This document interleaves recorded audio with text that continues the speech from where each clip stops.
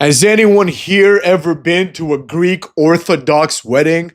Well, the hater was in one today, and this should reveal at the very least that the hater is not Greek because I had no idea what was going on in there. Now, it was a beautiful ceremony, but the Greek Orthodox priest, he had to say everything in English and then everything in Greek, and he had to sing it all out. And every time he would finish singing, he'd be like, God, please bless them like you blessed, Zacharias. And then, like, this woman would say, Lord, have mercy. And it was fucking like the hater gets very antsy in the pantsy when he's out there, but the hater did enjoy it. And if the hater had the opportunity to once again go to a Greek Orthodox wedding, you bet your hat the hater would do that. Speaking of which, let's get to the video at hand. Today's video is about the complete destruction of the WWE as a viable business format.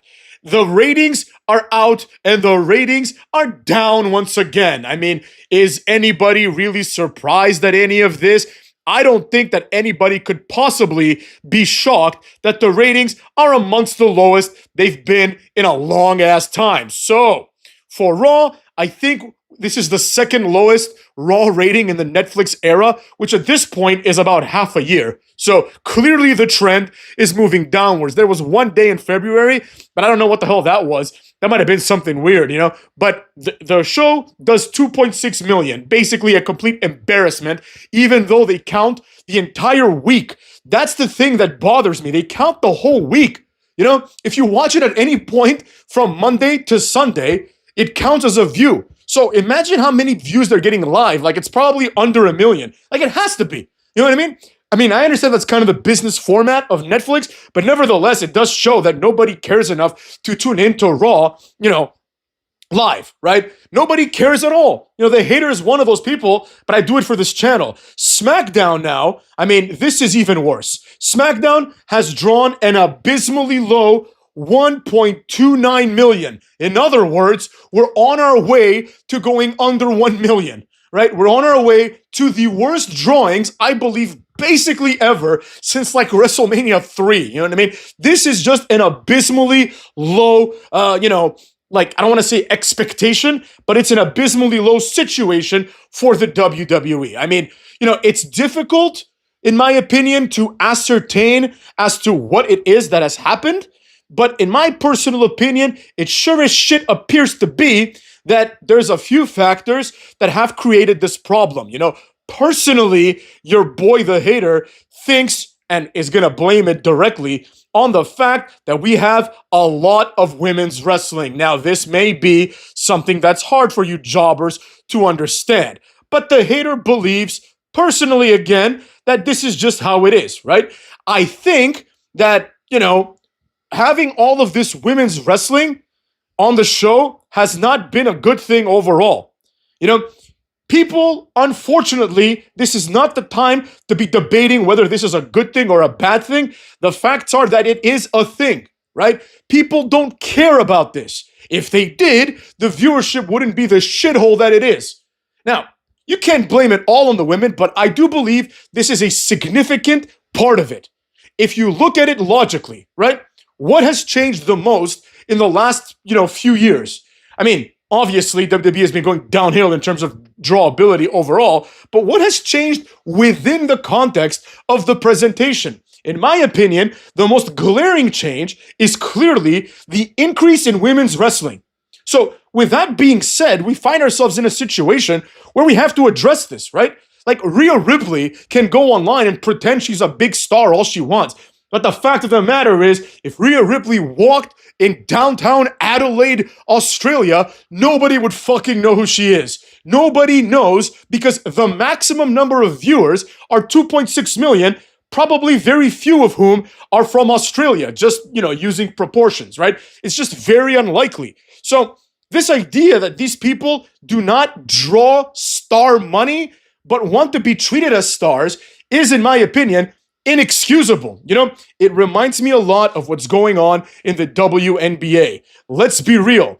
Nobody gives a flying fuck about the WNBA. The hater is one of these people that doesn't give a fuck. So I'm not going to pretend that I do. But let me put it to you this way, right? Last year, Caitlin Clark comes along, and for some reason, the hater doesn't know why, she's a massive star now. Maybe she is that good. I don't know. I don't watch the WNBA. So now the WNBA is getting some exposure, and all of a sudden people are pissed off, and all of these complete nobodies, like there's some broad called Angel Reese. Nobody knows who the fuck this is. I only know her because she has this purported rivalry with Caitlin Clark. Angel Reese's argument is Caitlin Clark is not the only star. She is absolutely the only star. She is more famous than every other player in the WNBA combined. I would go as far as saying she's more famous than the entire WNBA roster of all time combined. I looked it up, and like apparently the GOAT in the WNBA is some like Italian American broad. I don't even know her name right now, right? And when I heard she was the GOAT, I'm like, I've never even heard of this broad before, you know? At least women's soccer gets some exposure, you know? In WWE, the women get a lot of exposure, but the fans have spoken. And again, if you think the hater is being a sexist, you can go watch his videos on this topic to understand that I'm absolutely not being a sexist and people are just dumbasses. But the reality of this world is that people don't speak up anymore. Everyone's afraid of offending somebody, which is why the hater is here to thrive, cuckolds. I'm here to fill that niche, and I'm gonna say it like I see it. A lot of people pretend they say it like they see it, but they don't. And don't worry, the hater notices that there's a lot of hater imitators out there. You know, I've come across a few people that are clearly copying the hater's format. The hater can never be duplicated. There is something in my soul that cannot be duplicated. But, you know, you can bet your hat that people are going to try, cucks. You like that? You can bet your hat. I'm putting that one over, cuckolds. But anyways, the point is this. One of the main things that has changed in WWE is the exposure of women. And during the exposure of women, it has been presented as something that needs to be done, right? And that's the problem that I have. There is this expectation in the WWE and in the greater American culture that everyone is supposed to be equally at everything, right? They're supposed to be equal, I should say. I cut that sentence off. They should be equal at everything. But the fact of the matter is that's not how the world works, right? And it's not just about men or women. It's about different groups. Different groups outperform each other based on various metrics. I'll give you a great example. People from the West Indies, so think like Barbados and all that other bullshit, right?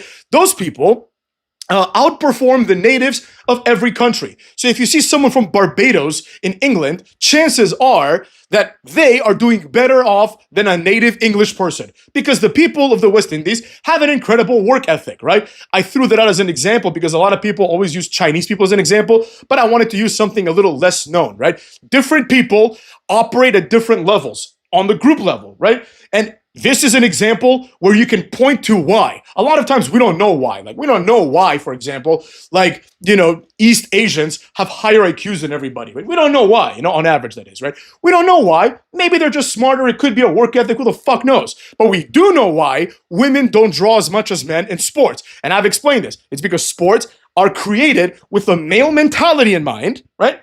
And they're created with a male body in mind. Right? The ring, the size of a WWE ring, has been created to fit two men who are about 250 each.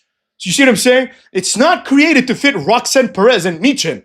You know, you would need a much smaller ring and much shorter ring. Like, you know when like Rey Mysterio goes off the ropes and he has to go off the second rope because he's too short, right? A lot of women go off the top rope, and I mean off the whole 3 ropes, and it just looks awkward because it's not built for them. You know, that plus the generic limitations that have been essentially manufactured for the women, like they have to wear these weird-ass costumes, it makes them look weird, you know? Women are also more cognizant of their bodies in the sense that, like, they have to worry that a titty might pop out, right? You see what I'm saying? Whereas a man doesn't have to worry about his balls popping out. That's just very difficult. You know, if you have balls, you know what I'm saying? But I can bet my hat that none of these things are going to keep going, right? Eventually, someone's going to say, well, wait a second, motherfucks, you know? Maybe the problem is clearly what the problem is. Now, I don't want to blame it all on the women. You know, along the same lines, you know, the men have been completely effeminized as well, right? They've either been effeminized one way or another, or they're just smaller men that are just less interesting. You know, one of my fans wrote a comment that I'm going to butcher right now, but basically the argument he was making was that in the past, wrestlers were just inherently interesting dudes that basically operated on the fringes of society, right? Now they're just regular dudes. Nothing wrong with being a regular dude. The hater's a regular dude. Most of you guys are regular dudes. But that doesn't make us interesting, right? What makes us interesting are the things about us that are unique or rare. Now, if you look at, for example, Xavier Woods, or you look at Karrion Kross, and this is what I used to determine that Karrion Kross is never going to make it, right? There is nothing interesting about him. He's just a guy with tattoos. You know, if Baron Corbin didn't make it, who's like 3 times his size and has better tattoos, then why the fuck would Karrion Kross make it with his basic-ass moveset? You have to be interesting to be marketable. We are moving away from that. This applies to the men and to the women. However, with respect to the women, there is an added, pressure, I guess, that comes with the in-ring element. Women in WWE and in wrestling and in many other sports have a chip on their shoulders. The fact of the matter is, if I want to watch an NBA game and I see like LeBron, who's like 40, dunking, right? And I tune into the NBA game, a WNBA game, and I see women missing layups, well, I'm going to think to myself, what the fuck am I wasting my time for here, right? I know LeBron would completely destroy like every WNBA player in history. He'd beat them like 100-0, because there are levels to it. You see what I'm saying? Some sports, like for example, the UFC, have found great success with low-level athletes that they've marketed as big deals, right? The fact of the matter is, no matter what the UFC tells you, right? Like Dustin Poirier, like someone like him, he's not this like elite fighter. If you put him in any boxing gym, he's getting knocked out by like a guy with 2 years experience in a matter of seconds. You know what I mean? But they've done a good job in marketing this, right? The WNBA can do this, and the WWE tried to do this. But the problem is the WWE doesn't need to do this, right? So instead of doing this, they can just do what they always did, make interesting shit. That's the ultimate advantage. I've said this many times. But the fact of the matter is that we once again find ourselves in a situation where the ratings keep going down. So clearly, whatever it is that they're doing isn't working. Whatever the fuck Lee Fitting was hired to do, he's not doing it well, cucks, because the ratings keep going down. We are now dangerously close, right? For Friday Night SmackDown to drop under 1 million. This is unacceptable. Like Friends reruns draw more than 1 million. And that's what I'm going to use to make the final point of this video. The show Friends was a massive success. The hater has a weird and interesting, I guess relationship with Friends, right? As a concept. Like, I believe that Friends is not a great show, but it is also not, a terrible show, right? Friends is definitely a watchable show that fundamentally is hinged on the charisma and performances of its cast, right? Like, you may laugh at a joke that Joey makes or a situation involving Chandler, right? But you're not going to sit there and think these guys are fucking hilarious, right? Despite what the laugh track tells you. But nevertheless, right? Friends is a very watchable show. It draws you in due to a combination of the mild 3 out of 10 humor, right? The relatively engaging storyline and the pop culture appeal, right? When Friends was on top, wrestling was on top, right? Because wrestling did the same thing, You're not gonna, if you watch wrestling, you're never gonna think, oh, wow, Steve Blackman is, the best actor of all time. You're not also gonna think, oh, wow, Jeff Hardy is the toughest guy of all time, or Matt Hardy is the best athlete of all time. But they can put it all together, right? As an example, we can look at The Rock, right? The Rock is not the best athlete of all time. He couldn't make it in football, right? He's not the best actor of all time, as we've seen with his mediocre acting career. But he's extremely charismatic, and he's a decent enough actor and, good enough of an athlete to do cool shit. So he becomes a success. Now, if you take that formula and you apply it to the women, you must apply the same formula. Otherwise, you can expect different results. The problem is that the women don't have the same skills, right? Because the women are not massive beasts like The Rock. The Rock is a massive beast who has charisma, who has all these things that we're talking about, and as a result, The Rock becomes someone that is over. And it's really that simple. I mean, what more can you say about that shit up in this bitch? That's just how it is. The women in wrestling do not do what anyone expects them to do. It's really that simple. I mean, what can you do? What can you do about it?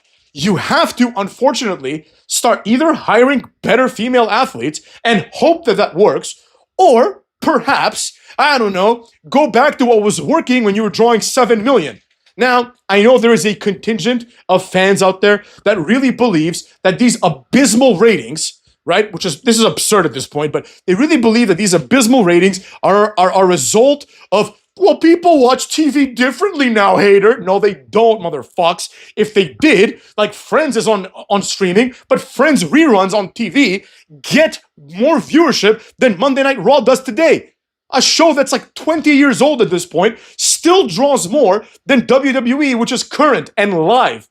So how do you explain that, right? Why is it that these shows continue to draw more than WWE, right? Even Golden Girls draws more. You know, that's like a fucking ancient show. You know, that's like 50 years old or whatever the fuck it was, like at least 30, 40 years old. I don't even know. The point is, it's not that. People back in the day had all the tools to watch it online. It was more accessible perhaps now than it was back then, I should say, but nevertheless, that doesn't change the facts, right? For example, the hater watches a lot of soccer, but the vast majority of soccer that I watch, I follow Milan, I support AC Milan, motherfucks. You know what I'm saying? Forza Milan up in this bitch, you know? But you can bet your hat that the hater is out there watching highlights of everything. You know, Tottenham versus Man U. I'm gonna watch the highlights, right? But soccer viewership hasn't gone down, right? It's been going up globally, right? Because it is inherently engaging. They've done a good job to make the league interesting. They have rules in place that allow for the transfer of players to, you know, build a team, et cetera, et cetera. I don't have to explain league sports to you. But WWE, basically what they did was, during the whole give women a chance movement, what they did was they said, okay, we're going to do the same thing, but with women. Like, this is just retarded, right? It's just extremely stupid. When they tried to do the same thing with the cruiserweights, they obviously made a big difference, right? They're like, okay, hold on, wait a second. We've got Kevin Nash and Goldberg. Now we're going to introduce like 5'5" guys who are 120 pounds. Well, someone smart in the boardroom said, well, hold on a second. Why would anyone give a fuck about these guys when they have Hulk Hogan, you know, Goldberg, like Kevin Nash, and then on the other side of the aisle, you know, Stone Cold, The Undertaker, you know the gist, right? And then someone said, wait a minute, what if we differentiate the cruiserweights? And someone said, how? Well, cruiserweights are a lot more athletic than heavyweights. So while Kevin Nash cannot run for more than 7 steps, a cruiserweight, like Rey Mysterio, can jump off the ropes like a little wasp and then kick you in the head or Hurricane Rana you or something, right? People were like, okay, that might be a massive draw. And it was. You see what I'm saying? They adjusted the expectation. The logic is, if I'm going to be compelled to watch something lower level, you know, because fundamentally, in any kind of combat sport or combat sport presentation, you're going to ask yourself, wait a second, does this make sense, right? And there's no way around it, right? Or is this the peak of the sport? So if you see like a heavyweight like John Jones versus Tom Aspinall, which everyone's looking forward to, I guess, right? Like, that's a big deal because it's two monsters of humans fighting each other, right? If you go back to watch like, you know, Alexandre Pantoja, right? Who's like the jobberweight champion, you know, then you're like, all right, I'm going to need something to make this compelling, right? Demetrius Johnson, one of my favorite fighters of all time, you know, he's cool as shit, he's charismatic, but it doesn't matter, he's a small dude. You have to differentiate yourself, which is why people like Conor McGregor became massive stars, because they were able to do that, right? DJ wasn't able to do it, McGregor was, so that's why he's the biggest star in UFC history, despite being a smaller guy, right? Now, you could say the same thing with women, right? You can be the biggest star in the world as a woman if you have the required things that make women a star. But the problem is, you know, WWE still hires with the imagination of making stars like it's the 90s, right? Nowadays, you want like, remember what was her name? Big Swole. Big Swole, for example, in AEW. I was a fan of Big Swole because she looked like she could kick some ass, right? And there was nothing sexually appealing about her. She was just a badass broad, right? And you want to hire a bunch of badass broads. The problem is, as we have seen time and time again with women's sports or even other media, badass broads don't draw. I don't think it's this hard to understand. Tough guys draw and beautiful women draw. The same way that beautiful men tend to not draw. You know, yes, you can probably point to some like sitcom, right? Some Brad Pitt type shit, right? You know, somebody, not even Brad Pitt, because Brad Pitt did like thrillers and action movies, you know? But you can point to some sitcom, right? You can point to a sitcom or a rom-com or something like that, like maybe that Gerard Butler one, right? He's a good-looking guy, you know, but that shit's not going to outdraw the 300 where Gerard Butler plays a badass because nobody cares about that. Nobody cares about, oh, Gerard Butler is really sensitive. We want to see people kick people off cliffs, motherfucks. See what I'm saying? That's why Arnold Schwarzenegger, Van Damme, and friends were massive stars. They were massive global stars. Like Arnold Schwarzenegger is like globally like a million times of a bigger deal than, let's say, Denzel Washington or Tom Hanks. Like nobody gives a fuck about Denzel Washington and Tom Hanks outside of America. They're like, this is lame. I don't want to see a fucking movie where people talk for 45 minutes and nothing happens. Which is like the majority of, movies with Tom Hanks and Denzel Washington, a bunch of people talking. Some of them are good, don't get me wrong, but they're not as exciting, right? And they don't have that global appeal because fundamentally you also need to learn English to understand a Denzel Washington movie and appreciate his performance, right? If he's performing well, but there's a dubbed actor, you're like, oh, fuck, like, I can't really understand this very well, so fuck it. But you can understand Arnold Schwarzenegger pulling a fucking telephone booth from the hinges and throwing it at some jabron. You can understand that real easy. And that's fundamentally what we're talking about here, motherfucks. We are in a situation where now we have to make some decisions. Like WWE, not we, I have no decisions here, but WWE can decide, ultimately, if they want to continue the way that they're going and, inundate the show with worthless crap like Julia and Roxanne Perez that nobody wants to watch, that nobody's there to see, that doesn't draw a goddamn dime, right? And then they can manipulate the stats and say, well, the gate was big. Nobody cares. Nobody cares if the gate was big. The direction of the company is downward. You're drawing almost fewer than $1 million. You are not a live events company. Dumb fucks. You are a TV company that has an element of live attendance that you can monetize. But the vast majority of your money is going to come from your exposure. Now, to counter this, the dumb fucks at WWE are making other bad moves. Like they're wasting money on people. Like, while I like Logan Paul, I cannot even imagine how much money they're paying this motherfucker. He's probably getting paid more than like almost everybody on the roster. There might be like a Roman Reigns or something like that makes more money, but he's going to be up there because he is a bigger deal than, let's say, Kevin Owens. And Kevin Owens and Gunther can be, this guy didn't earn his dues. Yeah, he didn't need to, dumb fucks. But anyways, I digress. The point is, they hire people like Pat McAfee and Logan Paul in hopes that it will become easier to make people believe that wrestling is mainstream once again. Because that's what they're trying to go for. They're saying, wait a second, a lot of kids like Logan Paul, right? And people are like, yes, so what, cuckwad? And then they say, well, if they like Logan Paul, then what are we going to do about that? Well, why don't we put in Logan Paul in the WWE and hope to see how that goes? And the fact of the matter is, irrespective of what people want, and what people think, the fact of the matter is, even if Logan Paul wrestles, I get the impression that it's not going to make that much of a difference, as evidenced by the SmackDown viewership. Now, again, if the WWE strategy is to forsake completely Raw and SmackDown, which is where the vast majority of fans watch WWE, then the strategy makes sense. If they don't give a fuck, and Raw and SmackDown is just to get 100,000 people here and there to buy the pay-per-view and to subscribe to Peacock, then good for them. But that's not viable and it's not sustainable. Furthermore, and perhaps most importantly, it's not entertaining. You see what I'm saying? It's not entertaining. Like, I don't want that. Nobody wants that. You dig? Nobody could possibly enjoy that kind of bull. You see what I'm saying? Nobody out there is thinking, wow, this is going to be amazing. I really want to watch this because of the way it's going, Absolutely not one person is thinking that. And the facts are what the facts are, as the hater typically says. We can think what we want about everything, but the fact of the matter is that it's not working out. You can't continuously be dropping hundreds of thousands of viewers on a weekly basis. I mean, if you keep doing that, shit's gonna hit the fan. And if shit hits the fan, then you're left with nothing. So in order to fix WWE, there's a lot of things that can be done, some of which I alluded to here. But another thing that needs to be done is a video recommendation by somebody else that I'm going to make its own video for. We got to fix the wrestler. Specifically, this guy asked me to do a video on how to fix Austin Theory, which I believe is a fantastic video. Also, thank you for paying me to do this, cuck. The fact of the matter is that it seems that the people that pay for suggestions tend to have the best suggestions because I'm really enjoying some of these. Some of you, no doubt about it, some people pay, and I will get to those videos as well, but I don't particularly love them suggestions, you know what I'm saying? Nevertheless, this was a good one. Austin Theory represents something unique, represents like not a missed opportunity because he's still in his 20s. He represents an ongoing waste, right? While people like Gunther get pushed, like Austin Theory is better than Gunther at everything, you know? But he's not getting pushed, right? Because the neckbeards and Triple H want Gunther. That's not how it's supposed to work. There are objective metrics in this subjective sport, right? Like just like in acting. And I'll end with this. You know,